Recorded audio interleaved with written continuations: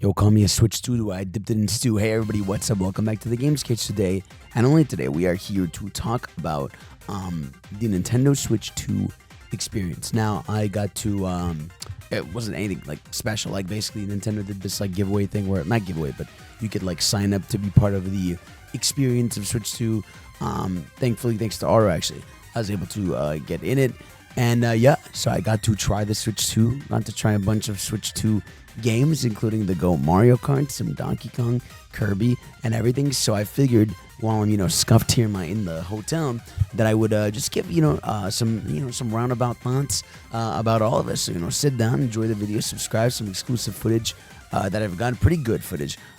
Also, so lock in. Let's start with the console itself, right? So I got to hold it. As soon as you get in the gates, you get to hold it in handheld mode, which is really cool. I will say the most notable thing, first and foremost, was when I held it. It felt good, right? It feels like an improved Switch, feels like bigger. The best thing about it, to me, the sticks, right? In handheld mode, the sticks, always like the left and right analog sticks, or like sticks in general, felt really, they felt really like small. Whereas now, like when I'm holding it in handheld mode, it actually feels like, damn, these are big. Like, I feel like they really fit me. And I think that's going to be the big thing when you like hold it. You're like, oh shit, like this is a Switch through and through when you're holding it. But like, the sticks being bigger is better. And one thing I got to say, right, this is so weird. The whole, the Joy-Con, right? I used to slide it in and you would click it. I feel like the magnet is just as satisfying. So you like hold the back button, it slides out, and then you like lock it in, right? You do it the other one and boop, lock it in. And that shit feels good. Like I wouldn't want to say I like it better than like when you like put the Joy-Con in, because I don't know if it's just my Switch because it's a few years old, but I have an OLED. There would be points like where you'd slide it in and it wouldn't detect it, and then you'd have to pull it out, pull it back in. Not saying that's not gonna happen to this, but at least for now, like this process is faster. Where you just click that button, it comes out, and then the magnet is just like boom, instant in. So love that about it. They let us hold the Joy-Con separately. Feels pretty good. It's still like playing with one Joy-Con, so it's something you're only gonna do like when you're in a situation where you need to do multiplayer. But the in buttons of the Joy-Cons are a bit bigger, so that's at least cool. If you play, if you split your Joy-Con to somebody and you play like that, so that's cool. The screen in handheld mode is really fucking pretty. In the beginning we didn't get to try it, but we got to try a bit of handheld mode when we got to play Mario Kart. And I will say, as someone who uses the OLED like religiously, I couldn't even tell.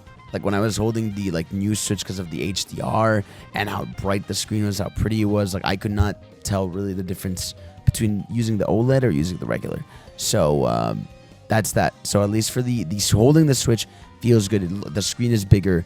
Obviously, you have the kickstand in the back, which is pretty cool, right? It's adjustable now, so that's like a big plus, because that's like one of the worst things about that little stick stand. And they fixed it with the OLED. Like the OLED has like the big back that you can like adjust.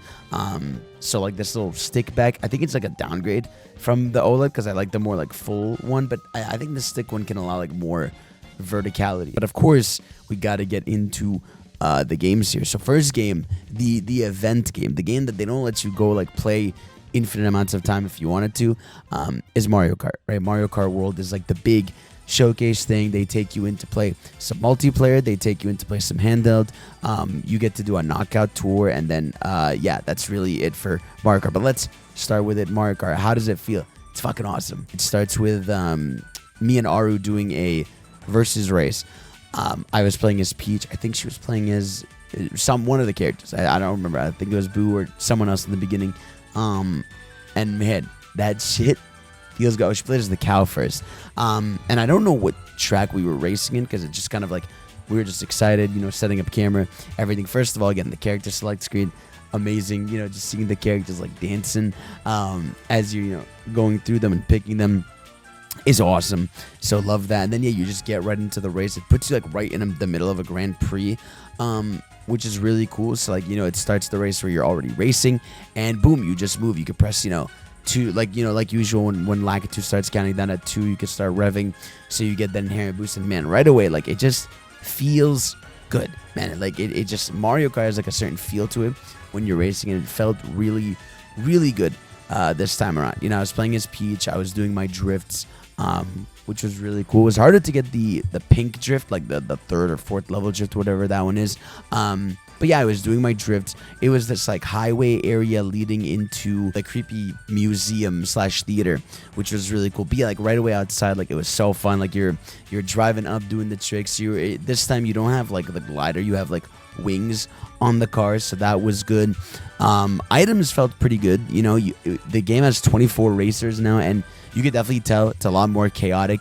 But also because there's 24 racers, the roads feel a bit bigger.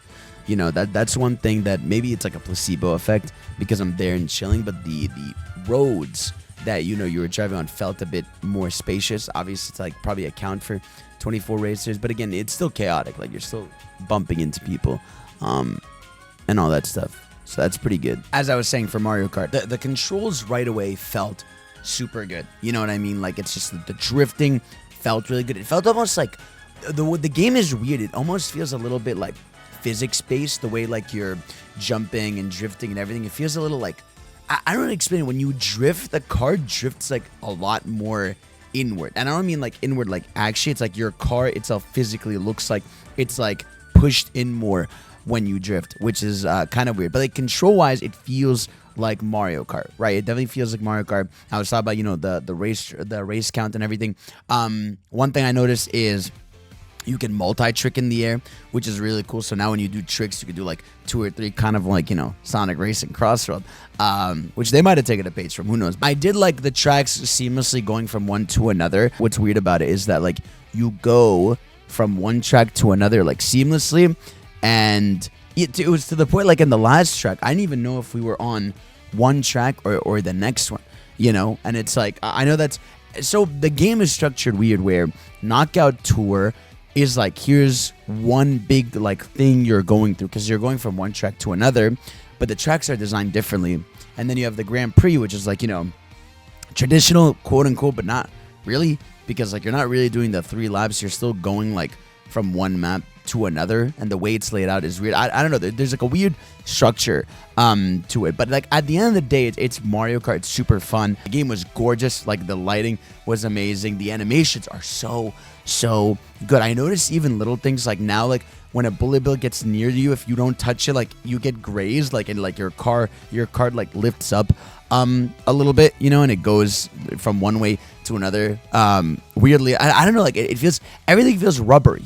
That's the best way to describe it as like a lot more things feel rubbery, which I think is to make things feel like a little toy-like, a little lighter, and not feel as heavy, right? Because even when you get hit, it feels like, you know, your leeway to bounce back is pretty quick. Item selection was really cool. You have like the Mega Mushroom, which is like fun to have back from the DS days, where it's basically like you're a star but big, and that's really cool. But I hope there's more. I know the direct is happening soon. I hope there's more, because so far it was like, I like the Hammer Bro item where there's that item where you toss a bunch of Hammer Bro hammers, which is really cool. You have a golden shell, which is cool. So it's kind of like, think of it as like a green shell, but like money gets out of it and like makes some kind of trail. It's kind of like a wavy shell almost, where it's like it just kind of moves in multiple directions to drop coins, and maybe someone can get hit. I didn't see someone get hit. You have the Kamek item, which is really cool. There was a point where Ara was playing, she got the Kamek item, and then she went from being Rosalina to like the dolphin,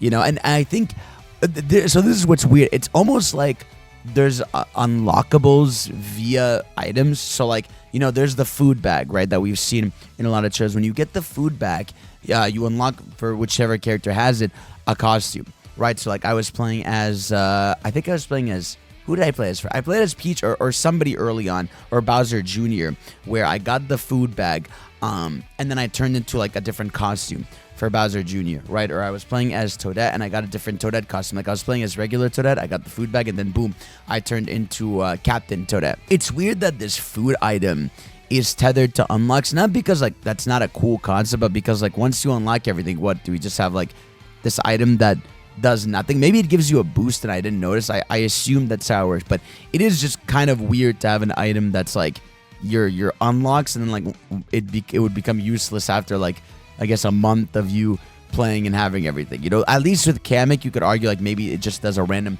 effect, right? Or you even unlock characters via Kamek. Like, again, like you could turn to the Goomba, you could turn to a Adolva. But again, I don't know how that works. Like once you have everything unlocked, like what's going on with that. But tracks felt really good. Knockout Tour was super fun. My ass got knocked out frame 1. I got Mario Karted. We were doing Knockout Tour. I was Toadette, and we were racing, having a good time. It was like one of the desert levels, and I think it went into Shy Guy Bazaar. I could be wrong, but I noticed like a lot of the markets and stuff. And like I was doing well, and then boom, just I got Mario Karted. So you see a lot of the footage of me showing Aru's run as Rosalina, which was really cool, and you could see like it. The Knockout Tour is tense, right? Because it starts, like place higher than 22nd, place higher than 18th, place higher than 16th, 14th, 10th, and it's slowly like killing players as the laps go by, and it's tense and it's really fun, and I feel like that's gonna be like the big content machine, between like whether it's me playing with chat, whether it's people playing with their viewers, their friends, ranked. There's probably going to be ranked online for this game. It's just going to be a lot more intense when you do the Knockout Tour. Like I said, like karting wise, it felt amazing. The animations are unbelievable, dude. Like I kept doing that thing, where you press X, like look at the front view of a character just to see their facial animations, and they just look fantastic. Like I played as Bowser Jr. and Bowser Jr. is cool. He has got the little fang now. He's always had the fang, but like it feels more emphasized because he does like a little smirk, and you see like the spiky teeth, which is really cool. Rosalina in the kimono, fantastic. Love her for that. Toadette was adorable. There was like a bit of leeway between Knockout Tour and starting it, where we could roam around the open like world a little bit. I wish I had like known I was doing that, because like at first we were just kind of waiting, and then I was like, oh shit, wait, this is the open world. And so we were playing it, and I noticed like on my screen, I was driving around like the savannah area. Oh my god. Hey. What was it? Oh, you could have custom items. You could do a lot of customization stuff. And because I noticed there was a settings tab, like when we started Knockout Tour, there was like a settings. Also, this lighting makes me look like I'm euphoric.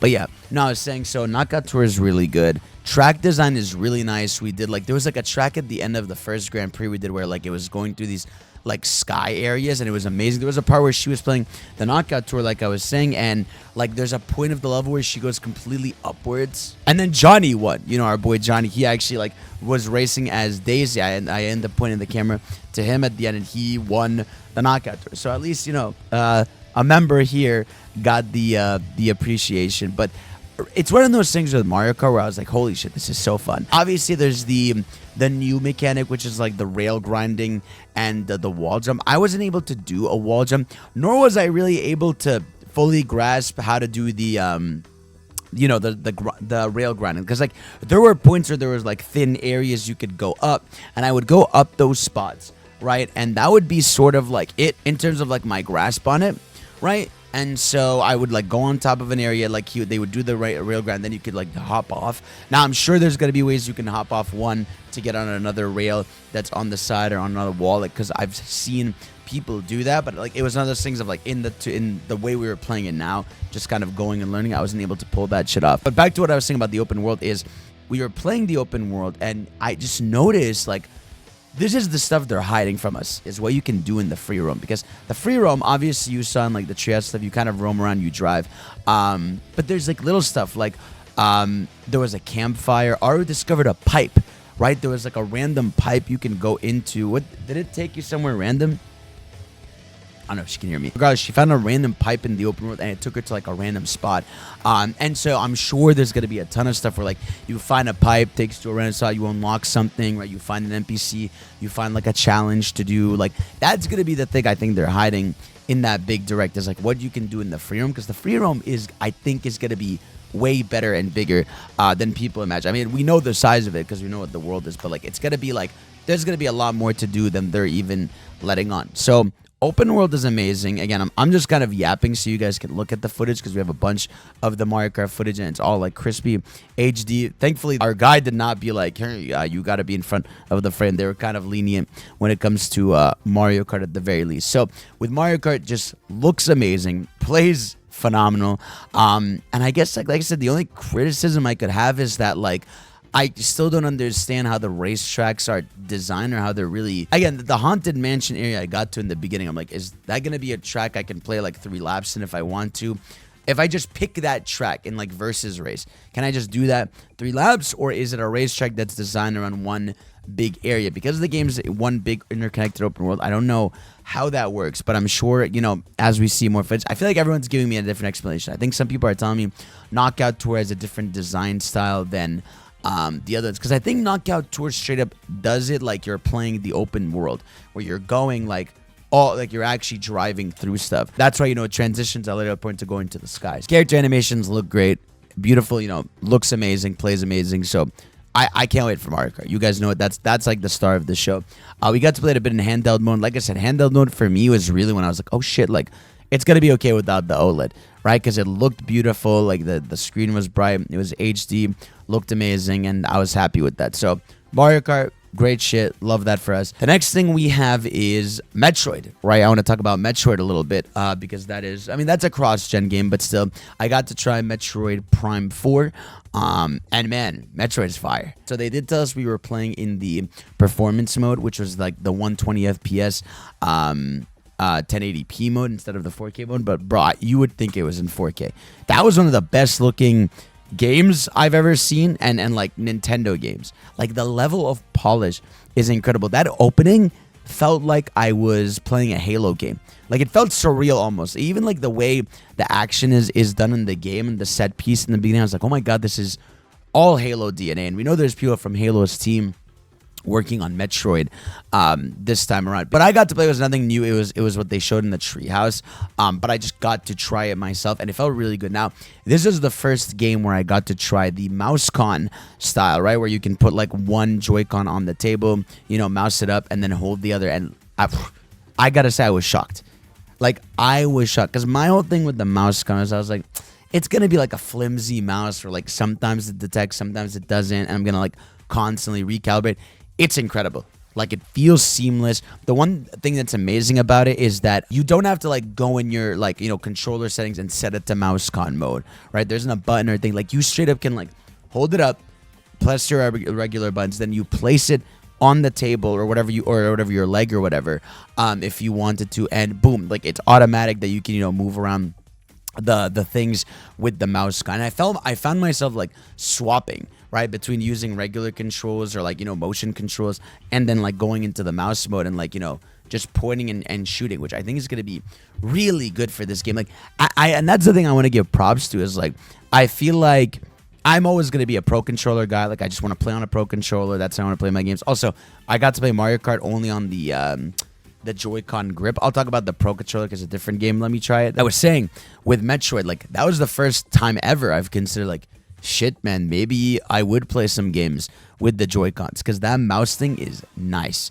Like that's something I feel like even like a Fortnite could benefit from severely, right? Where if you're playing, you know, with one Joy-Con, the other, you know, clicking with the mouse, you know, I feel like it will almost give you an extra advantage, weirdly enough. So mouse-con feature shockingly works well. But again, Metroid, beautiful, super fun. It's one of those things we didn't get to do much besides, again, like scanning, shooting some enemies. I got to fight. I beat that boss that's at the end of that demo. He was really fun, where you have to shoot like the 4 gunk spots on him. It did drag on a little bit, and I'm guessing maybe it's because it's a tutorial boss. The missiles were showing, but I couldn't shoot the missile. Unless I couldn't, I just didn't know how. But regardless, Metroid looks phenomenal. I mean, I really think that's going to be a graphical masterpiece. I wonder how the game is going to be on Switch One. I assume it's going to be like, 720p 60 FPS or 900p 60 FPS, because oh my god, that game is, I don't even know how it's running on base Switch. Like Retro did an unbelievable job with it. But a game I want to talk about heavy that I think was my surprise star of the show is Donkey Kong. So I went into Donkey Kong, you know, excited for the game, right? We know it's basically being made by the 3D Mario team. I mean, we don't know, but we know. We got to play basically the demo you saw at the Trias, but let me tell you, when I played it, it's funny, we first started in the cave, and actually I got to play it twice, because the first time I played it, my footage didn't save, and so I got to play it a second time. So when I started playing it, I was like, like, is this gonna be just me punching things and like punch, just get gold punch by much? But when I got to the open area, right, and things started clicking, I was like, oh my god, this is straight up 3D Mario with Donkey Kong. Because like it is a giant open area, like it's Odyssey with Donkey Kong. You find these big crystallized bananas as you're like power stars. Now, the good thing about them is they're not as like frequent as like moons in Odyssey, where like you stomp the ground and boom, you get one. But there's a lot of them, and bro, let me tell you, they mean it when they say like destroy everything. So the way the controls work is like they design it so that like the buttons on the controller make sense. Like the Y button on top, right? Is it Y or am I thinking of Xbox? Whatever. It's probably the X button. X button on top would be like to punch upwards. You know, the Y would be to punch in general. B is to punch downwards, and A is to jump. And you're using all the different punches. So like I'm punching down to get to different areas. You could press ZR to grab a chunk of the ground. When you grab a chunk of the ground, you could swing it, or you can bash it downwards, or you can mash it upwards, right? You could even grab a piece of rock and roll on it, right? You saw that in the trailer where there's like, I think it's like ZL, one of the buttons is a roll button, so you can roll with the wooden piece. You know, you could even speed up while you're on it. You could even grab it again and then toss it. When I was playing, I was like, oh my god, this is a speedrunner's baby. Like a speedrunner is going to love you know, doing the spin, because you could even like do a regular spin into an attack. There's different kinds of rocks that like could like stick on surfaces depending on what they look like. I found Cranky Kong. There's a spot where you can toss a rock at a sky area, and you can find Cranky, which is really cool. There's the bomb rocks, which are like the purple-ish rocks that you grab, you can toss. They blow up things. There's challenges. Like I found like this challenge room. One was clear the enemies. One was like do some platforming. Like they have different challenge rooms like in Odyssey. But really, when I was exploring the open area, I don't know what they're gonna call them, open Kong spots or maybe something stupid like that, I found it was super fun, and I was like, holy shit, like I get it now. I get it. This is we're probably gonna get another Mario game, but when I was playing this, I was like, I feel like the rest of the Odyssey DNA that they wanted, they're putting it into this game. I mean, that's really the best explanation I can give for DK, and the best endorsement I give it. It's like Odyssey structure with Donkey Kong, and he can climb anywhere, he can break any surface. They really mean it when like you can go underground and there's treasure underground. There's a bunch of stuff you can find from like there's definitely a clothing shop, because I was getting that currency that you get and then to like trade these at, you know, local item shops or clothing shops or whatever. So that's really cool. But yeah, I fought, you know, some enemies. You know, at the enemy fighting is pretty simple so far. It's like toss rock at it, punch, you know, which it's fine. That's like how Mario is, right? Even how Donkey Kong is originally. You just kind of jump on things.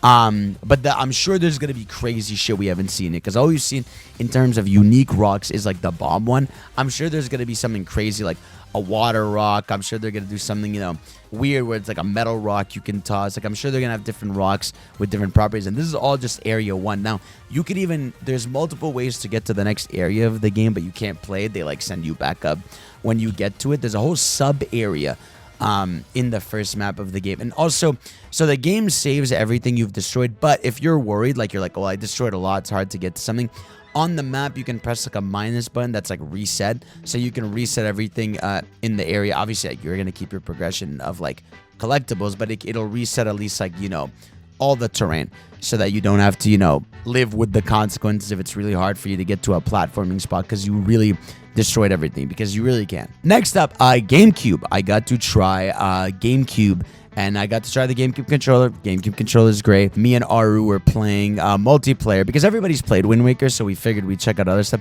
Played Soul Cal. Soul Cal's awesome. 60 FPS, looks good. Plays incredibly well. We played Mario Strikers, because I feel like no one's gotten footage of Mario Strikers, and man, it feels good to play good Mario Strikers after Battle League. Even like, honestly, I was defending Battle League for a while in terms of at least gameplay, whereas like I'm playing OG Strikers, and I'm like, shit, man, the aggressiveness is way cooler. It feels like the map's a bit bigger. I just like the text. Like, it was so much fun getting to play Strikers, and I mean NSO GameCube is going to be awesome, right? Again, it's not something that's huge to really talk about, because it's like, it's NSO GameCube. It feels really good, 60 FPS. But I was just so happy playing Strikers again. Next one, we have Kirby, right? Kirby and the Forgotten Land DLC expansion or whatever. I got to play a bit of that. They basically let you play the first level, and man, let me tell you, bro. First of all, I'm replaying this whole damn game. I'm not just playing this DLC. This game running at a buttery, like, I'm sure it's like 4K 60 or whatever, 1440p 60, whatever you want to call it.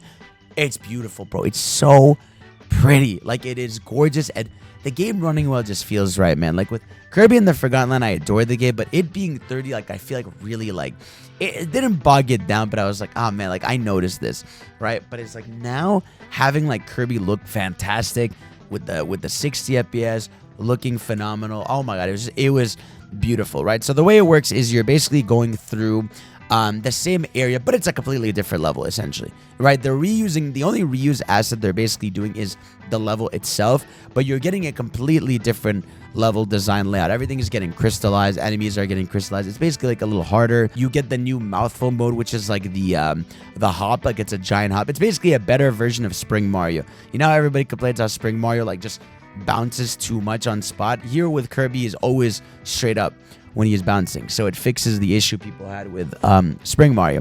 But no new power-ups. I got to play, I think like there was Hammer, Ice, and Bomb. That was really good. That was really fun. You got to fight like an EX version of one of the bosses. He's like the ice boss you always fight.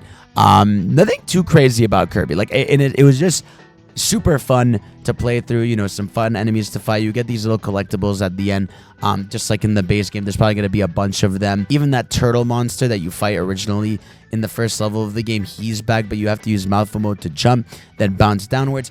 Every level, just like the original game's levels, has like a bunch of things you can do. So it'll be like, you know, get 5 of this, you know, star thingy, find the secret spot. Because I was trying to bounce, trying to find all the secret spots. It'll be like, you know, find this collectible. There's like 3 collectible guys in the levels. We don't know what they do yet. But yeah, Kirby, it's one of those things of like, it's hard to say anything else because like we've all played Forgotten Land, or a lot of us have, and this is just like new content. I can't wait for the full thing. But yeah, playing that one level, I was like, I can't wait to replay the whole game and play this DLC content, because I think the DLC content is all post-game, which is weird because you're going back to the same area. But regardless, super fun, loved it. I can't wait to jump back into Kirby. And next time I got to try Mario Party. There were 2 booths for Mario Party. There was the one where you could do the camera stuff, and then there's the one with the mouse controls. So with Mario Kart, I went and tried the MouseCon mini games. It's fine, you know. It's one of those things of like, I even saw people doing the camera mode stuff. I'm like, this is something you try one time because you think it's silly and cute, but at the end of the day, I feel like they just should have invested in Mario Party, you know, just being Mario Party. You know what I mean? Sorry if I have you don't have to look at me. I just have footage over me for the most of this video anyway. I feel like with Mario Party, like, so you got to try some of the minigames. They were fun. There was a minigame where, like, you rev an RV car with the mouse controls, and you have to get to the enemy's side while they're trying to knock you out. There's one mode where, like, you have to drag a toad to the other side. There's a mode where you have to spray paint, like, bob bombs with your team. You can shake the weird mode, and then you spray paint. They were cool. They were gimmicky. I noticed the game looks a little better now. Not that it didn't look great already, but yeah, with Jamborree, I just kind of tried those, and I was kind of like, all right, this is cool. I'm never going to touch this besides, like, trying it one time. I might not even try one time. I might have been satisfied with this. Another thing that was actually really disappointing was Dragon Drive. This is the wheelchair basketball game that they have. Here's the problem with the game is, one, it was, like, in a perfect setup where, like, oh, you have this empty table with all this space, which is cool, but it's not realistic. And yeah, so the whole idea is that you use the 2 Joy-Cons to, like, push yourself. You can use one Joy-Con to move one wheel, the left one to move the other. And in theory, it's really cool, right? I like the idea of it, but in practicality, it's like, it's frustrating to move that much with the mouse con. You really have to like rev. So the whole thing is that, you know, you could grab one Joy-Con up and then toss it like a basketball. And obviously, you know, you could like light toss, heavy toss. I said this before in the direct. I think what they should have done with Dragon Drive is they should have treated it like ARMS.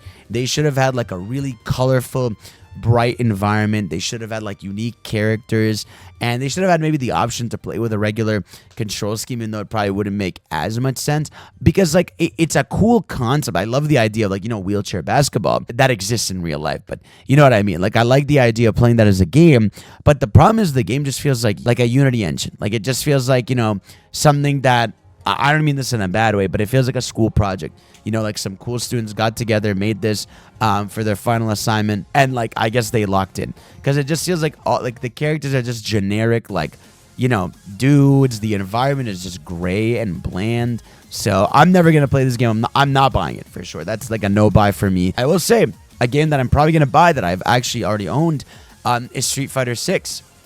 So funny enough, the way I got to experience the Pro Controller was via Street Fighter 6, right? So I held the Pro Controller. Pro Controller feels great. I'm cool with it. Like I'm fine with how it is. It felt the same. It felt a little smoother, right? And like holding it, like the grip felt a little smoother. It had like a matte finish. I think I could be wrong. Felt really good. Again, it's one of those things of like it felt straighter almost. Like there's a bit of a curve on the OG Pro Controller. This one felt like a little bit more straighter. But it felt good to try it. And I played Street Fighter 6. And you guys know me. I play, or you don't know. I play a shit ton of Street Fighter 6 all the time. And I gotta say, I was shocked. I was genuinely shocked at how good that port was. Literally, besides some textures and the loading screen, the loading screen where you do the funny faces, that loading screen is in 30 instead of 60. But when you're in a match, it is Street Fighter. 60 FPS, it's beautiful. The controls are responsive. It feels good. It didn't have mice, so I don't know what the point of the demo build was. But no, I played as Rashid and I played as Akuma, and it felt amazing. Like, it was super good. It's smooth. It's great. Like, it is... I will be playing Street, because I love Street Fighter 6, so I will be buying the, the bundle edition that'll come with Elena and everything, because I just think, like, it's surreal to be at the point where we could play a third-party game on Twitch, be like, damn, bro, that's, like, on par with the other versions, and I hope we see stuff like that for Tekken or other games, but yeah, it was great. I also, with Aru, we played that stupid, exercise Joy-Con game, which, that game for me was, like, that mode for me for Street Fighter 6 was like, all right, like, it's a cute gimmick that you do at this event and one time maybe as a joke, but then you're never going to touch again. I almost feel bad when they develop these modes because I'm just like, it's really cool, but like, what's the percentage of players that are really going to use that? But I mean, I hope it becomes a success and a lot of people use it. But yeah, I'm happy that they're actually investing in Street Fighter 6 to have, a bigger community because it is going to be crossplay and everything. So at the end of the day, more people playing a fighting game means your lobbies will always be full. So Pro Controller feels good, Street Fighter feels good. I was walking around the venue and I got to see a few of the games. Like, I saw Breath of the Wild, Tears of the Kingdom. I didn't film it because like the treehouse really shows you that the game is 60 FPS, but oh my god, dude, seeing it in person was sexy.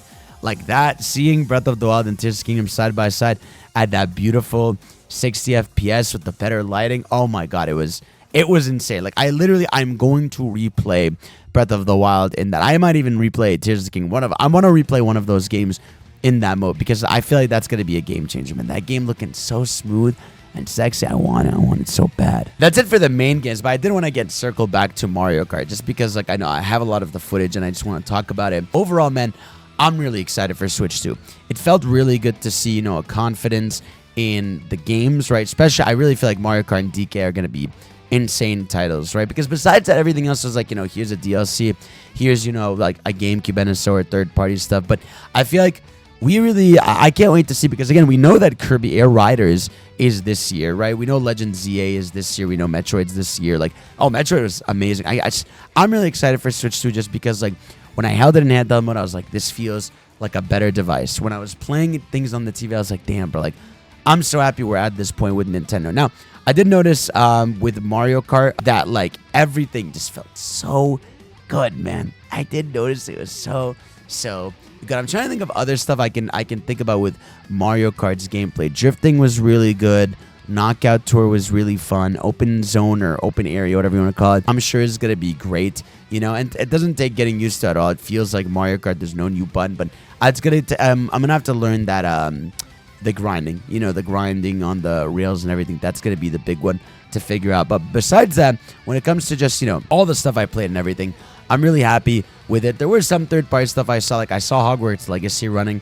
Looked like it ran, like at fucking 20 FPS. It looked awful. They did have that, that Amiibo Tour game, but I was like, I'm not wasting my time here to play Amiibo Tour of all games. But yeah, when it comes to Donkey Kong, I was super happy with the controls and finding out it was an Odyssey-like. But yeah, of course, Mario Kart's going to be the mega launch title. Just like even seeing the character select, the roster, how big it is, like how gorgeous it is. Like, this is going to be the game we invest so much time. And I know people are like, oh, is $80 worth and all that stuff. Now, I've talked about this before. I've talked about this on like fucking 50 videos now and everything. Like, I understand that the precedent of a game being $80 is a lot. And, at the end of the day, vote with your wallet. If you feel like it is $80 too much, then like, don't buy it. The only way you can hurt a company is by hurting their wallet.